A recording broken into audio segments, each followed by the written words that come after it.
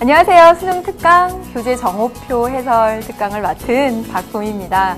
네, 여러분 이번에 수능특강 수능 완성 교재와 EBS 연계 정도를 체감하게끔 문제를 출제하겠다라고 하면서 연계가 보다 강화된 측면이 있잖아요. 그러면서 수능특강 수능 완성 교재의 완성도가 보다 더 중요해졌습니다. 그러면서 그 수능특강 교재에서 조금의 오류라도 있다면 그것들을 여러분들에게 알려드려야 하는 것이 예전에 이렇게 자료로 딱 올리는 것으로 끝났었는데 못 찾아보는 학생들도 있고 그래서 이렇게 알려드려야 하는 것이 보다 더 그 연계 취지에 맞다라고 해서 이런 특강이 기획되었습니다. 네, 그래서 아주 간략하게 수능특강 정치 정오표는 4문제가 올랐습니다. 그래서 4문제 간단하게 말씀을 드리도록 할게요. 먼저 여러분 어디냐면요. 수능특강 1강입니다. 1강의 수능 실전 문제 7번 문제인데요. 바로 5번입니다. 해설지에 5번 선지에 대해서 어떻게 나왔었냐면 5번 선지가 여러분 보세요.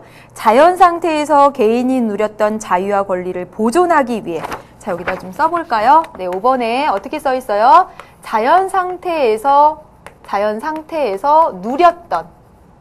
누렸던 자연권을 보장하기 위해서 통치 권력이 제한되면 안 된다라는 그런 보기였습니다. 그런데 여러분 보세요. 해설지에 어떻게 나와 있냐면 물론 이 문제는 루소에 관한 문제라서 정답은 5번 상관이 없는데 해설지에 이 5번은 바로 홉스의 주장이다 이렇게 나왔거든요. 그런데 이 부분이 틀렸다라는 겁니다. 왜냐면요. 홉스는 제한될 수 없다라고 얘기를 하긴 했어요. 통치 권력의 절대성, 군주 주권 이런 걸 얘기했으니까 이 부분은 맞아요.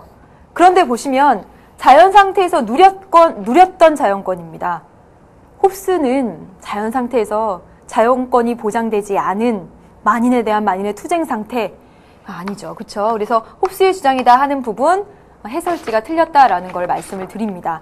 그리고 여러분 여러 기출문제들을 보면 어떻게 나왔었냐면 홉스라고 해서 자연 상태에서의 자연권을 확대하기 위해 국가를 성립했다 이러면 틀린 걸로 하죠. 확대 아니다라는 얘기입니다. 확대라고 한다면 그 전에 누렸다라는 얘기가 되기 때문에 그런 선지가 나오면 우리 틀렸다라고 했던 기억 나십니까? 그래서 이거 해설지 잘못된 거 여러분에게 말씀을 드렸어요. 그 다음에 이제 또 볼게요. 또 보는데 3강의 수능 실전 7번 문제에 역시 해설지에서 오타 난 부분입니다. 이건 뭐 넘어갈게요. 권력 분립을 오타가 난 부분이 있네요. 그 다음에 이제 15강입니다. 여러분 15강에 보시면 수능 실전 몇 번이냐면 5번 문제입니다.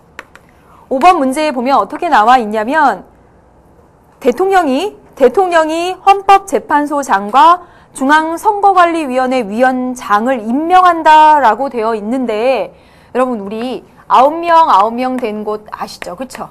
9명으로 구성된 곳 하나는 중앙선거관리위원이고 중앙선관이고 또 하나는 어디냐면 헌법재판소입니다. 그렇죠? 맞아요 여러분? 그런데 보시면 어떻게 되더라? 어떻게 되는지 아시죠 여러분? 3인 이렇게 됩니다. 똑같이 정치적 중립이 매우 중요한 기관들이 되기 때문에 여러분 어떻게 되냐면 이 3인은 국회에서 이 3인은 대법원장이 이 3인은 누가? 대통령이 국회가 선출하고 대통령이 지명하고 대법원장이 지명하고 대통령이 임명하도록 되어 있어요. 그쵸? 우리 아시죠, 여러분? 3인 이렇게. 그런데 여러분 조금 더 들어가게 되면 어떻게 되냐면 이 중앙선거관리위원회 위원 중에 3인만을 선거관리위원회 위원 중 3인만을 대통령이 임명합니다. 여기서. 이해되시죠? 그런데 헌법재판소는 보세요. 3인을 국회가 추천하고요. 3인을 대법원장이 그리고 3인을 대통령이 추천을 해서 이 모두 9명 모두를 대통령이 임명합니다.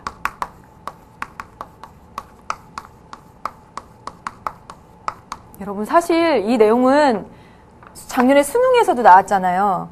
중앙선거관리위원회든 헌법재판소 등 국회, 대법원장, 대통령 하는 입법부, 행정부, 사법부에서 3인 정치적 중립을 지킬 수 있도록 이렇게 구성을 하되 헌법재판소의 모든 재판관 9명은 나중에 대통령이 임명을 하게 되고 3인 추천해서 대통령이 임명하고 여기서는 3인만 대통령이 임명을 하게 됩니다.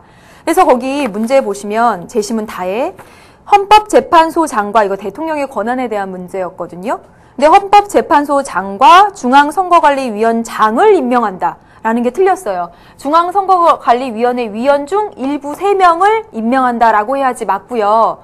더더군다나 여기서 중요했던 것은 무엇이냐면 중앙선거관리위원회 위원장은 이 9명들이 모여서 서로 호선한다라고 했었습니다. 호선, 상호간에 선출한다. 기억나시죠? 그렇죠? 그렇기 때문에 이 제시문 다에 아주 보다 더 정밀하게 바꿔서 중앙선거관리위원회 일부를 임명한다라고 해야지 맞습니다. 네.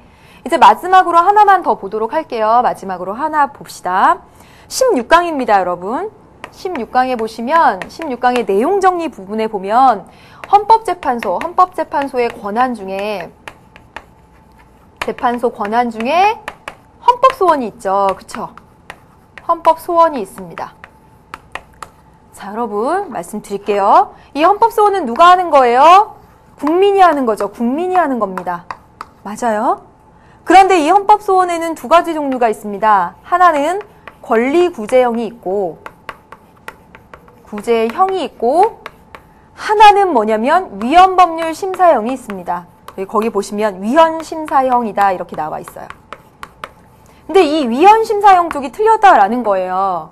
여기 어떻게 써 있냐면요. 위헌법률 심판 제청이 법원에 의해 기각된 경우 이렇게 써 있습니다. 의해 기각된 경우 이렇게 써 있는데 여러분 잘 알고 계시죠? 위헌법률 심판은 어디에서 하고 헌법재판소에서 하고 위헌법률 심판 해주세요라는 제청은 누가 한다고요? 법원에서 한다고요. 그러면 법원한테 위헌법률 심판 제청을 해주세요라고 신청했는데 그 신청이 법원에 의해서 기각당한 경우에 제기할 수 있다라고 말을 해야 되죠. 자, 여러분 다시 한번 보세요. 헌법재판소가 위헌법률 심판권을 가지고 있고요. 헌법재판소의 권한입니다. 그리고 위헌법률 심판 제청 권한은 법원이 가지고 있습니다. 근데 이게 말이 안 되죠. 위헌법률 심판 제청 권한을 법원이 가지고 있는데 위헌법률 심판 제청을 법원에서 기각한다. 말이 안 되는 거잖아요. 그쵸? 위헌법률 심판 제청을 신청했는데 그것을 법원이 기각한 경우 국민이 직접 가서 할 수 있다라고 해야지 맞다라는 겁니다. 그래서 여러분 지금 아주 미세한 것까지 들어갔지만 사실상은 굉장히 중요한 부분들이에요. 헌법재판소 관련해서 헌법소원의 주체는 청구권자는 국민이라는 사실을 기억하셔서 국민이 위헌심사형을 제기할 때는 위헌심사형 헌법소원을 제기할 때는 먼저 요건 첫 번째 모든 다른 거 다 한 다음에 최후의 수단으로서 법원에다 위헌법률 심판 제청을 신청한 다음에 법원이 안 된다고 한 경우에 위헌심사형 헌법소원을 직접 제기한다라는 사실을 꼭 기억하셔야겠죠. 자, 여러분 지금까지 해서 이렇게 4문제를 지금 보았습니다. 사실은 정말 중요한 것이 사실은 정말 4문제밖에 안 되지만 첫 번째 했던 거, 그 다음에 두 번째, 세 번째 했던 모든 문항의 이 오류가 사실은 중요한 부분입니다. 지금 5번 문항을 홉스의 견해라고 절대 생각해서는 안 되고요. 다시 한번 체크하세요. 누렸던 자연권이라고 했던 그 부분 체크하셔서 그거 아니다라는 거 꼭 기억해 두시고 또 하나 중앙선거관리위원회 9명이고 헌법재판소 9명이지만 그 9명의 헌법재판소 재판관을 모두 임명하는 거 대통령이고 중앙선거관리위원회 위원 9명을 모두 임명한다라고 생각하시면 안 된다라는 거예요. 헌법재판소장 대통령의 헌법기관 구성권에 속하지만 중앙선거관리위원회 위원장 대통령의 헌법기관 구성권에 속하지 않는다는 사실도 기억하셔야 된다라는 겁니다. 이제 많이 심화돼서요. 헌법소원도 위헌심사형 헌법소원까지 이제 들어갔으니까 확실하게 정리하시고요. 이런 오류가 있었던 것에 대해서 여러분 사죄드립니다. 네, 그럼 여러분 안녕.